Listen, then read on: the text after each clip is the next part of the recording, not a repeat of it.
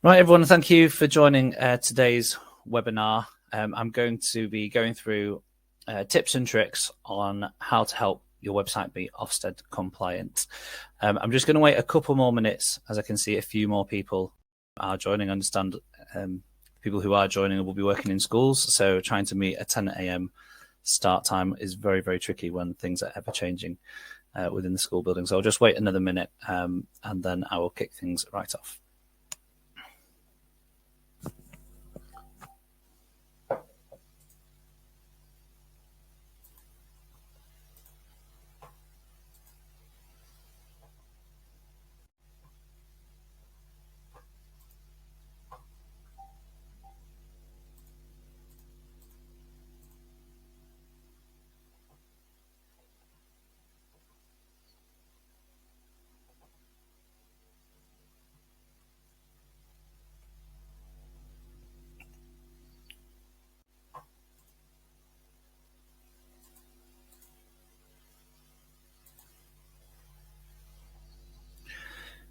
Okay, it looks like I think we've got everyone attending that we expected.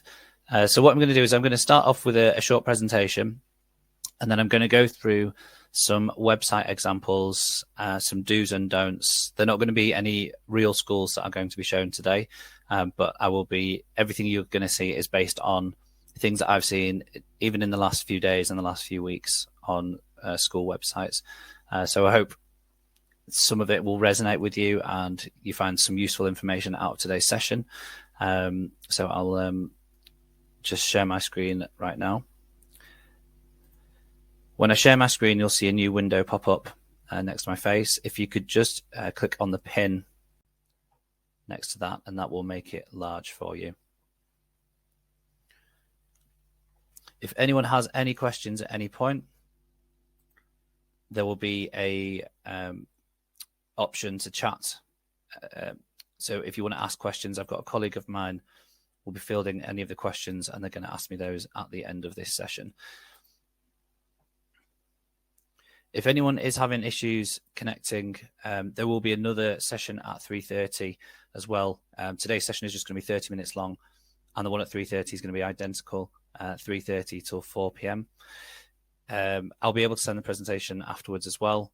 And I'll also give everyone a link to my calendar. If anyone wants to have a 15-minute call or a 30-minute call as a free consultation with me, just with any guidance, whether or not you're a customer or non-customer, there will be a link to my calendar given at the end of the session in the chat function as well. So just a little bit about Web Anywhere. A lot of you are attending today are customers of ours. But a lot of you attending today are not customers of ours, so you probably don't know much about Web Anywhere. So just to give you a little bit of a background, we launched in 2003, and we have worked in that time with thousands of school websites. We've gone from being a small company in a small town in West Yorkshire to a global business with customers across the world, in particular the USA, where we've got a huge customer base as well, but we do have 2,000 schools in the UK that we work with. And a little bit about me. So many of you attending today, again, will know me. We may have met at any point in the last 7 years. I started working with schools in 2015. That's when I started working here at Web Anywhere. I'm currently the account manager for 600 schools in the UK, so I'm regularly in contact with people, and the territory that I look after are schools up and down the M1 and A1 corridor, anywhere from South Yorkshire to Watford, essentially. However, I've worked over the whole of the UK in my time. I started off with the South Coast, anywhere between Cornwall and Kent and Dover, that sort of area. That's where I began, and I've gradually moved further northward. And I've also worked with over 1,000 school website designs in that time. So I feel like I've got pretty good expertise in this field. So what we want to cover today, and this is what I want to share with you, I deal with customers all the time and non-customers seeing school websites, and I see a lot of faux pas essentially. And the information that I tend to give, I've been getting a lot of really positive feedback recently from people just said what you said was really helpful. And I never thought of I've never thought of laying my website out like that. So it's all about structuring the website to help you elevate the grade that you're going to get and what Ofsted are going to view it as. Also making it easier to navigate for your current parents, how to sell the school as well, prospective parents. So I'm not going to be going through just the essentials, because anyone could come over here today and pick up a checklist of Ofsted criteria and go, you need to have this, you need to have this, you need to have this. Anyone can do that, and there are checklists all over the internet and on the Gov website that can go through. But what I want to do is the little tips and tricks of 7 years of experience of how to then lay that out and how to make that easier for Ofsted and how to make that easier for your parents, because there is a real challenge that you have here with schools is you have to have a website, and essentially it's trying to do three things. It's ticking the Ofsted boxes, number one. You're trying to communicate with your current parents, number two, and number three is you're trying to sell the school to prospective parents. Now, some schools will prioritize those in completely different ways. And it's important just to have that in your mind anyway when you think about your school website, because there is a lot of other things going on in school. The website is not a priority, and we understand that as much as anyone. But it is a situation where you have to have it. I did speak to a head teacher yesterday who said he wished he didn't have to have a school website. It's just an extra job for him. And he's in sort of a deprived area of East Leeds. The parents don't use the website much. He's fine on pupil numbers. He just has it to tick the Ofsted boxes. And that's the only reason it's there. So I understand that it can be a chore, the website. So we're here to help. I'm here to help, and just give any guidance that you think we'll need. And just what else I think to consider. I mentioned that I'm not going to just be going through a checklist today. I'm just going to go through a checklist of what you need on your website. But things to consider moving forward after today's session is make sure that you check your policies. Are your policies current? Are they up to date? Do you have a reminder system of when those policies are up for review, when they need to be updated? Make sure you review the Ofsted checklist, which can be found if you just Google Ofsted website checklist, school website checklist 2021. You'll find a plethora of links there, but the Gov website will also have it. And also maintaining structure. So I'm going to give you tips and tricks today, but then it's on you as the website editor or the webmaster or as a school to make sure that information is shared and to make sure that these best practices are continued with. So I'm going to pause the presentation there, and I'll just come back to it with some key takeaway points. And what I wanted to do was first, I wanted to load an example of a school website and the do's and don'ts. Now I'm sure we're all aware that what we need are the basics of the Ofsted checklist. We need, and again, it depends if you're a Catholic school, a CAV school, academy. There are variations of certain requirements, but you've got the basics: pupil premium, sports premium, Ofsted, performance tables. Make sure you've got clear contact details, who to contact for certain queries. Now we need the catch-up premium to be on there. Obviously, I understand SIAMs for CAV schools, and you'll probably want some sort of Our Faith or Catholic Life if you're a Catholic school. But I would just want to sort of cover the basics and show you a school website here. And this is based on many websites I've seen in the last few weeks, and just show you the things that I think are wrong with it. And as a little exercise, maybe not to do now, but shortly after, is go to your school website and count how many page headings there are. So this is the first thing. How many page headings have we got at the top here? If it's 5, you're probably too low. 6, you're probably okay. 7 or 8 is sort of 6 to 8 is kind of your optimum. 6 is tricky to get everything in 6 tabs. But what I want to discuss today is that sort of not just ticking the Ofsted boxes, but trying to get perfection, trying to really impress Ofsted reviewers when they're coming to look at your website.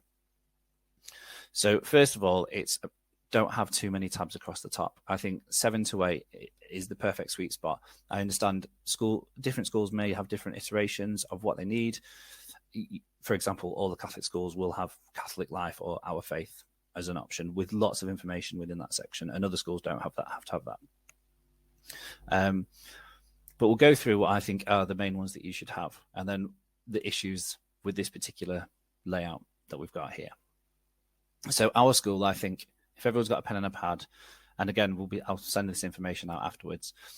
Our school is something that you want to have that section about you, the head's welcome, the vision and values, the governor's information, history of the school, or anything about you, the staff, everything about you as a school. Have a section called About Us or Our School, and have that as your first thing next to the Home tab. When you're adding a new page, I want you to think about where would this sit within your school website. So we'll go through the essentials here. Our school, key information. Now, key information should be everything statutory in key information.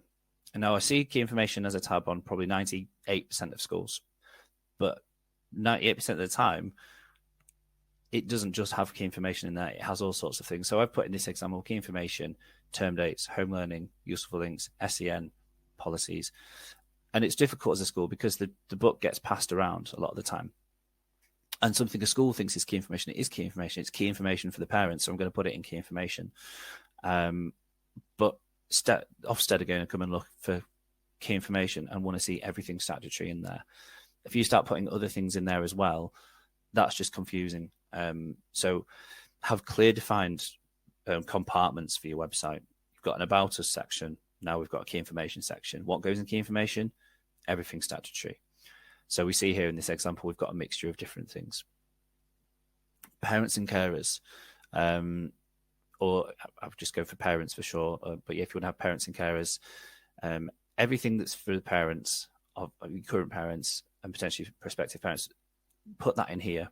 So when you're adding any pages or you're looking at your sitemap, just think, is this for parents? Is this for Ofsted? Or is this About Us? Or is this for the class? Or is this curriculum? And assign it that way. So we're going to have parents and carers and everything for them, news, events, term dates, any galleries or photos, information about school meals, dinners, uniforms, getting a form to sign for uniforms, any useful links. If you've got an online payment system that you want parents to use, put everything for your parents in a section called parents. Because if you imagine you are a parent coming and looking at this website, you just need to think of it from the outside, not from you as a school, because you know everything and you know your website. And having these clearly defined tabs and menus, that's going to make it really easy for the end user. And it's going to make it easy for Ofsted. And Ofsted are going to recognize that, okay, this is really clear and really clearly laid out. Then I've got curriculum as an option on here. Now, some schools will sort of play around with class pages and curriculum, and it depends what you do. I've seen a rise of class pages, of course, because of the pandemic, putting information and home learning on there. So I would usually have curriculum and tabs within that, class pages, and then I've put examples of, and these are things that I've seen, just little tips and tricks to help improve your website. So COVID-19 Catch-Up Premium, it's a new thing. People are just sticking it in the main menu or dropping it on the homepage of the website.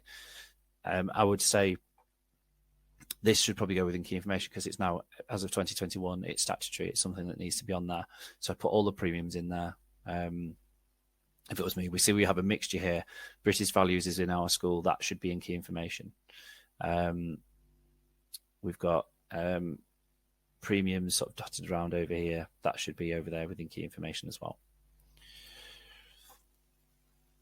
What we've also got an issue with that bothers me is this contact. So contact is written in capital letters. And again, this is something that I've seen very often. Try to keep everything in normal fonts. If you have a combination of everything in capitals and everything not, then it can affect Google Translation. So that's just something to be mindful of. Try and make sure everything's the same. And also make sure all the fonts throughout the website, again, this is something not just statutory, but I would say desirable from Ofsted, that they want to have all the fonts the same. You don't want to have blue Arial and pink to Homer sort of messed around. Any of the School Jotter users on this call today, if you have a theme that's of 2018 onwards, you'll probably know that if you copy and paste from different sections, that you can then, it will make it uniform for you. So it doesn't matter what font colors and sizes you paste, it will make it uniform for you. Then put class pages as a section and home learning. And something I've seen quite a lot is home learning is replicated. So I often see home learning in a different section here in key information, and home learning is here again. And it's very easy for a page to be added twice, maybe put in the wrong place. And again, that's a big faux pas, really, that you just don't have any duplicates of pages. I've been on the school websites that even this week and seen that there was 3 different calendar pages. They both had calendars on, but they were both in different places. So just keep it simple. Try to reduce how many pages you've got in here. Vacancies I wouldn't have at the top. And again, I'd probably put that in our school. And then we've got contact here. That should really be on the far right. So I know a lot of people who are attending today's meeting, contact isn't on there. The way I've seen it is contact is underneath our school. But there's usually when they've got 5 menu items. And I would, just to make things simple for your end user, make sure you've got contact in the far right hand side here. If you do have any social media links, again, on the sort of desirable checklist, for Ofsted, things that would make it better is if you've got links to those social media platforms, you can put them in the top there. Again, any School Jotter users, you know that you can edit by just clicking Manage Settings and Social Networks, and you can put the link here. So if you take the Facebook one away, but you get Twitter, for example, when that refreshes, we've now got the Twitter in the top right-hand corner.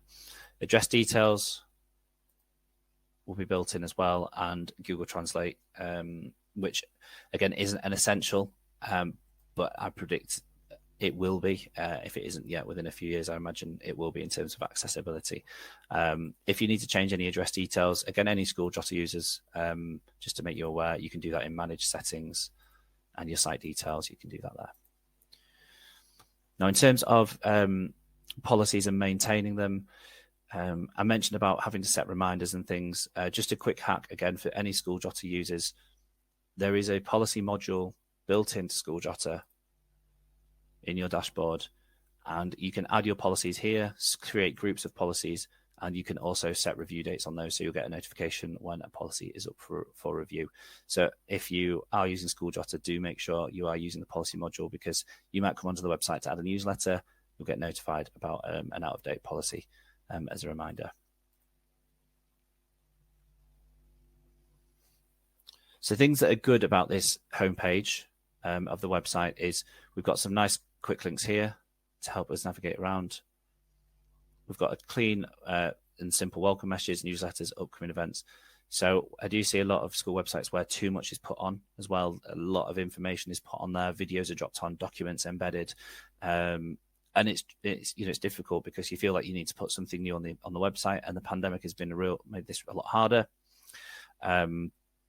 But don't just put everything on the homepage. Try and map it somewhere on your website. You wouldn't go to any other business website, any other institution website, and just see a homepage littered with information.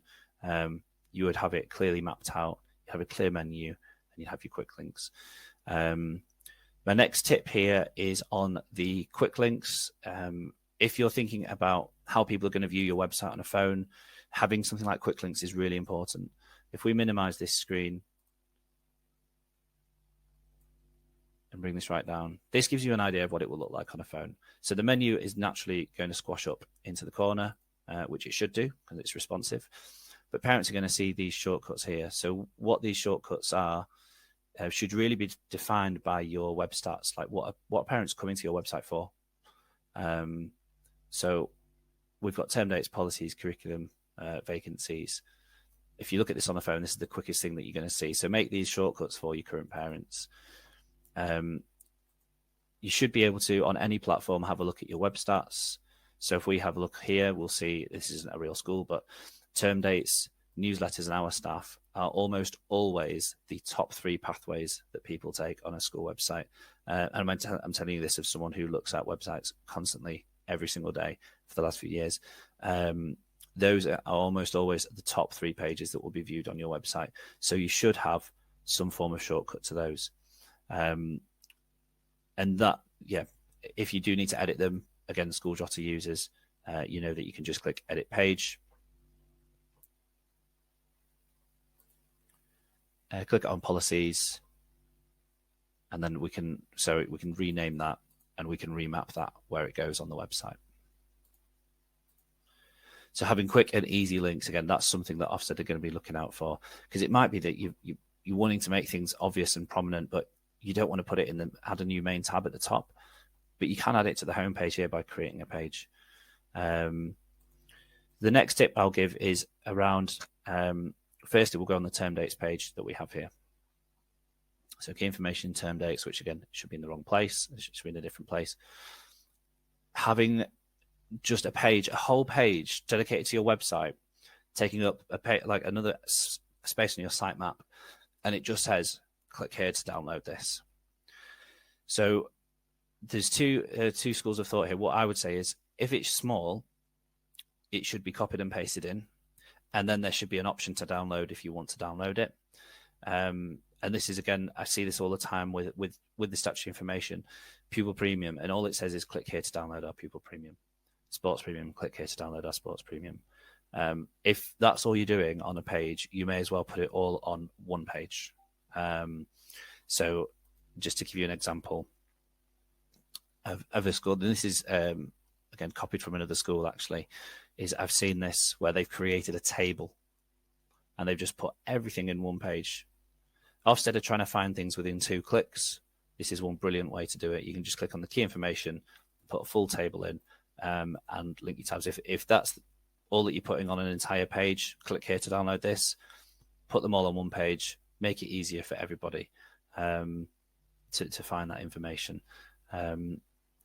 Yeah, that's something that I think is really, really useful. In terms of the contact, I'm going to show you a bad example, and then I'm going to move on to a good example of a school website, and then for questions shortly. So we have contact page, contact form. What we really need to have is something where there's a lot more information. So we need the address. We need contacts. Who do we call if we've got a query for the school office? Who do we call about safeguarding? Who's the head teacher? Who do I request a copy from? And who is the chair of governors? This is all really easy to do. This is just a little bit of text, and this goes a long way. This is information that Ofsted are going to be looking for. May as well put it all here in one place. Now, I know there'll be a governors page with chair of governors. There'll be a heads welcome with heads welcome, but you may as well, again, just double down. It's taking up barely any space off your website. And it doesn't hurt to have a map in there as well for your contact page. Just going through this site as a sort of a better example. We've got less menu items at the top. We actually have a sub menu that goes into 2 columns, so it doesn't come down too far off the page. Again, that's something that that is certainly more desirable. If I go through to a certain page, so if I click on term dates for a parent, we also have a side menu here. So I don't have to go back up to the menu and navigate around. I'm in the parent section. We've got our clearly defined sections. Everything for parents is in here. So they might click on one thing and everything else for them is going to appear here as well. It's the same with Ofsted. So if Ofsted going to click on pupil premium, all of the pages that you've put in the key information section are going to appear here. So you've got these clearly defined areas of your website to make it easy for the end user. If we go to the home page on this one, we see that we've updated the quick links. Again, we made this really clear information based on our web stats. We know that the top pages were newsletters, term dates, our staff. And we can edit these and change these as well at any time. If there's anything you want to push, like vacancies, let's say 2 members of staff are off and you need to push vacancies, and edit one of those and create a vacancies button for you. Then we've just got upcoming events. So again, keeping the homepage really nice and simple, not littering it with information. We've got the sitemap for that. This is going to take us around the website. All these slideshows are editable. Captions and everything like that is editable as well. So for our final slide, our main takeaways.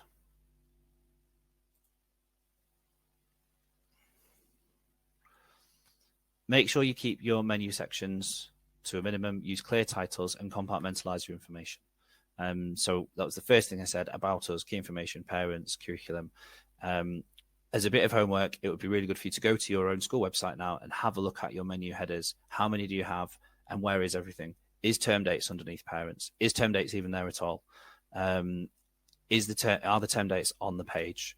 That's also something that's important. We've got contact details. Make sure you've got all the personnel written down for the queries, chair of governors, etc.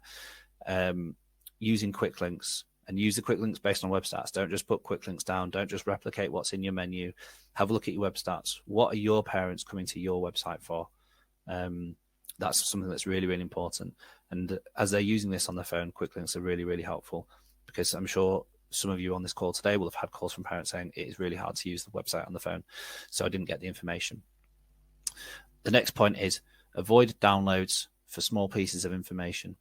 So if it's something that can be written in a paragraph or a few paragraphs, put it on the page.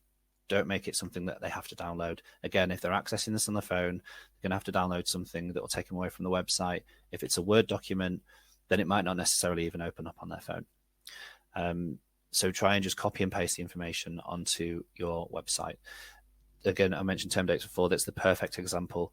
It is the number one page for parents to come to your website for, above all others. I almost guarantee it, 99% of the time, the top viewed page out of the pathways will be term dates if you have it. So don't make them have to click something again to try and get that information. The next point is avoiding capitals. And it sort of segues into consistent font sizes as well. Capitals can interfere with translation. It can see it as an acronym or something, and it won't translate that word. So make sure everything is consistent. You've got the same text size and heading styles and everything like that through the website. Now, I believe one of my colleagues, Liam, is going to jump in. Hopefully he's been reading some of the questions, and he is going to go through those, and I'll be able to answer them. And if there's anything that anyone wants to see or feels I missed, I'll be honest, this is the first webinar that I've done of this. And trying to do it in a concise 25-minute spell so that everyone can get on with their day and get back to work and school. If there's anything I missed, please put it in the questions. Yeah, no, I want to thank you, Lawrence. It's been a good insight, and I hope that everyone who's attended has managed to get some credible takeaways from this presentation from Lawrence today.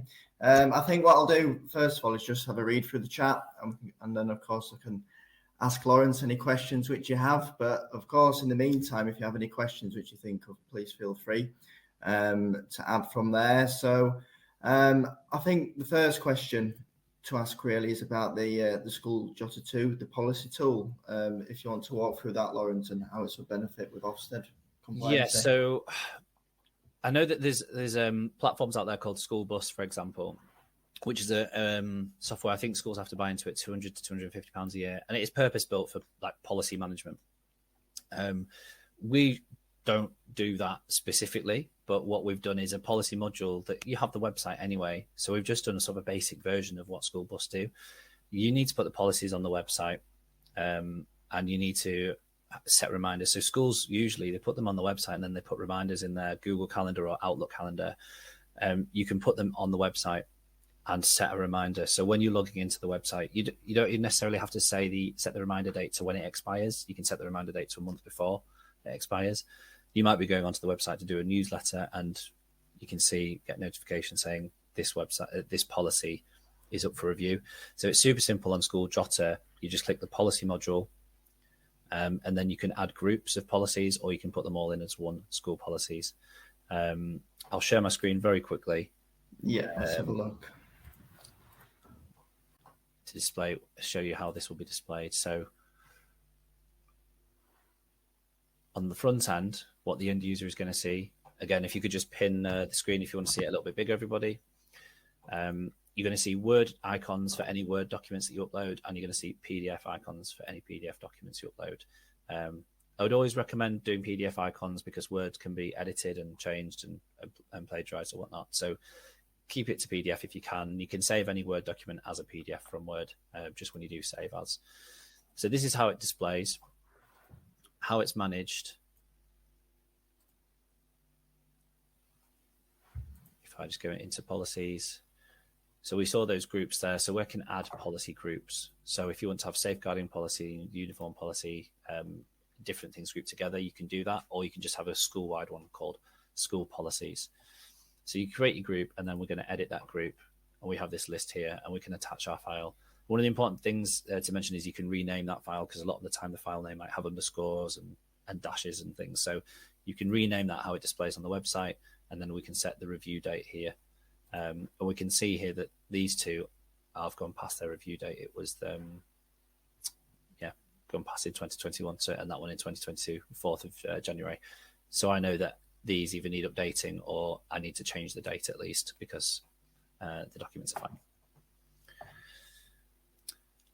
Brilliant, Lawrence. Yeah, that's a good insight. I'll just go through the questions chronologically. So Hannah asked, from what you know so far, what do you think will be added as a requirement in the future for Ofsted? I would say it will be around accessibility.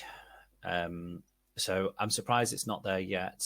The first side of accessibility is having a mobile responsive website. No, surprisingly, there are still quite a lot of websites, school websites out there that are not mobile responsive. Currently, all public services have to have that, but schools are exempt. So I think it's a matter of time until that changes. Next, I would say that it will be around, again, accessibility, Google Translation, things like that. Maybe not screen readers, but having being able to change the font size and making that bigger and clearer, that your website should have that if you want to get an outstanding mark. Maybe not a good, but to take it up to outstanding. So having Google Translation and making sure it's mobile responsive. Those would be the main things, I think. Yep, I hope that answered your question, Hannah. Nikki's asked, do you offer a service to go through and sort our website? Yeah. To be honest, yes. What I'll do is I'll put a link. If anyone is still in the chat, I'll put a link to my diary in there now. If you ever want to book a 30-minute call with me, there is a link in the chat, and you can just click on there and select a time that suits you, and it'll create a web call for both of us in our diaries. So yeah, that's something that we can offer, or I will offer. Yeah, I'm sure that's really helpful. Just bear with me, sorry, because there's been a flood of questions, Lawrence. So it's good to see. So Sam asked, how do you know if your website is mobile responsive and or adaptive? So there's two tests that you can do. Well, three that I would go through. The first one is minimizing the screen like this and seeing, does it shrink or stretch? I'm not sure if I should. I know of schools in my like that are unresponsive. I shouldn't show them to people, but what will happen is when you shrink it, the menu at the top, you'll see it sort of go off the screen. So that's one test. The next test is literally just Googling mobile responsive test. You can copy and paste your website into there, and then it gives you a run through of is it responsive, isn't it, and what can be improved. And then the final thing is just literally load it on your phone. Just get your phone and go on the website. Again, do you have to pinch and zoom? Is the menu really small, or does it squash in? Does the menu squash up into the top corner? So those are the three ways of checking. Brilliant. And Fatima asked, Fatima suggested that she's going to go through a school website today and have a look through. Is there any help, or if she has any questions, who's the best thing to put things through to? I'd probably recommend the calendar link, which you sent through to Lawrence. Yeah. So Fatima, I think I know Fatima. School in Leicester, if it's maybe it's a different one, but yeah, if you use that link in the chat and you want to arrange a time with me, just use that at a time that's convenient for you, and we'll go through everything. I'll just critique your website because I don't know your school. Like, I'm not a parent at your school. I know the schools, but I'm not a parent at your school. I'm not working in the school, so it may be laid out in a specific way, and I'll just look at it as a neutral and critique it that way, in the same way that Ofsted would.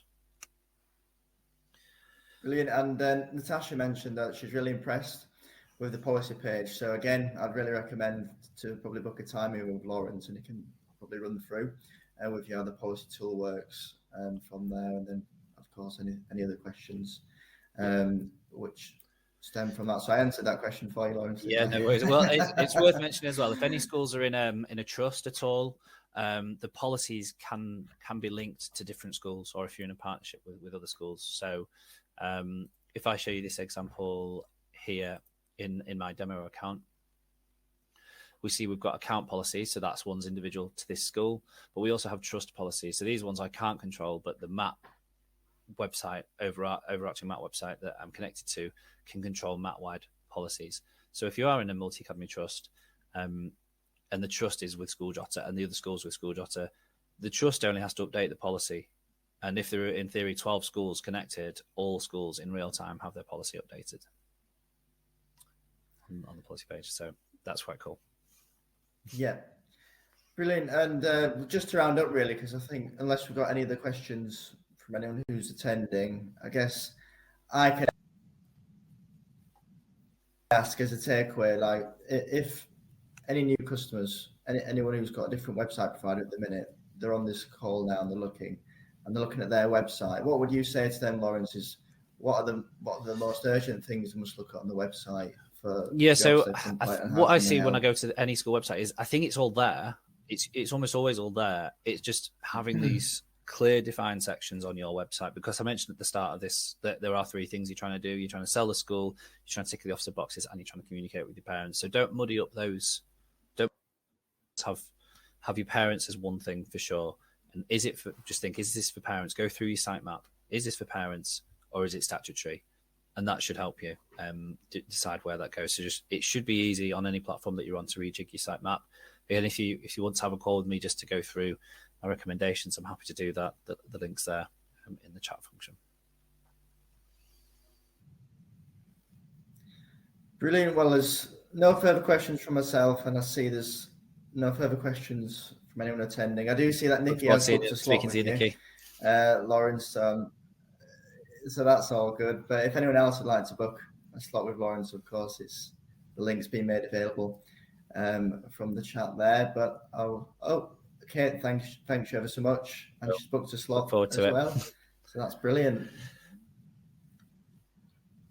Good. Yeah, I was going to say, if you've got 10 seconds to ask any more questions, and then we're going to... Yeah. No worries, Nicky. We're happy to help. Are there any notes available from the session, Irene? So, Irene, what I'll do is I'll send you the presentation afterwards. I'm going to be doing this session again at 3:30, and I'm going to continue to do them probably 2 a month moving forward. So if you ever do want to rejoin, you're now part of this platform, and just look out for any marketing material about the time. You don't have to sign up again. You have signed up. I'll look for your email and send any bits across, anything that's useful. All right. Yeah, there was one last question, sorry, which a colleague mentioned, is that, bear with me, sorry, that Claire asked just about instruction on the policy section. So I'd probably recommend, lastly, to get in contact with Lawrence to book a time in. To review from there. Sorry, we didn't want to. Yeah, so we also have jottercommunity.com. So there is a website. If you log into your School Jotter platform, on the dashboard, there is a big grey button at the bottom saying Help Sheets. And also on the right-hand side, you can see all your web stats on the dashboard. Below that, there is the number to call, and there is the email to support, and there's also another link to Help Sheets. So that takes you to jottercommunity.com. And on there, you'll see all of our modules and how to do everything. Towards the bottom, there's a red box for policies, and it's got screenshots of how to do everything. Cool. Brilliant. So I think that's everything. But thank you, everyone, for your time today. And any questions, point to Lawrence. Thank you very much. Bye. Hope to hear from you soon. Thank you. Bye. Bye.